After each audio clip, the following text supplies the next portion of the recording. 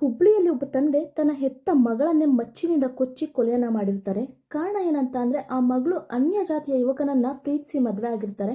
ಅವರು ಇವಾಗ 7 ತಿಂಗಳ ಗರ್ಭಿಣಿ ಸಹ ಆಗಿರ್ತಾರೆ. ಇದನ್ನು ಸಹ ಲೆಕ್ಕಿಸದೆ ಆ ತಂದೆ ಆ ಮಗಳ ಹೊಟ್ಟೆಗೆ ಮಚ್ಚಿನಿಂದ ಹೊಡೆದು ಕೊಲೆಯನ್ನ ಮಾಡ್ತಾರೆ. ಈ ವಿಡಿಯೋ ಎಲ್ಲ ಕಡೆ ತುಂಬಾನೇ ವೈರಲ್ ಆಗಿತ್ತು. ಈ ವಿಷಯ ತುಂಬ ಎಲ್ಲ ಕಡೆ ಹರಿದಾಡ್ತಾ ಇತ್ತು. ನಾನು ಸಹ ಈ ವಿಡಿಯೋನ ನೋಡಿದೆ. ಏನೋ ಒಂದು ಕೆಟ್ಟ ಕ್ಯೂರಿಯಾಸಿಟಿಲಿ ಈ ವಿಡಿಯೋಗೆ ಬಂದಿದ್ದಂಥ ಕಮೆಂಟ್ಸ್ಗಳನ್ನ ಓದಿದೆ.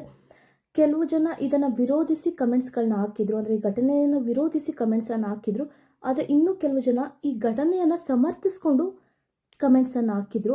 ಅಂತಹ ಕೆಲವು ಕಮೆಂಟ್ಸನ್ನು ನಾನಿವತ್ತು ನಿಮ್ಮ ಜೊತೆ ಶೇರ್ ಮಾಡ್ತಾ ಇದ್ದೀನಿ.